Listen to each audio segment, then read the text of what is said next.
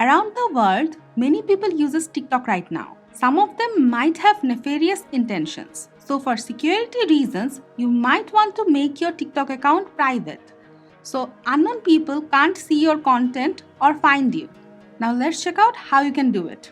Open TikTok, go to your profile, tap on the 3-line icon, tap Settings and Privacy, tap Privacy, turn on Private Account. With the private account, only users you approve can follow you and watch your videos. Your existing followers won't be affected. If you want to control who can find your account, tap Suggest your account to others. Now only use your preferable mediums and turn off others.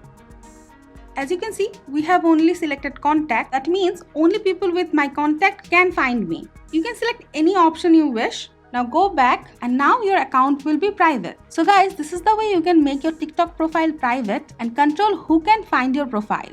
That's it for now. Hope this video was helpful. If you have any query regarding the topic, let us know in the comment below and always stay with our channel. Thank you.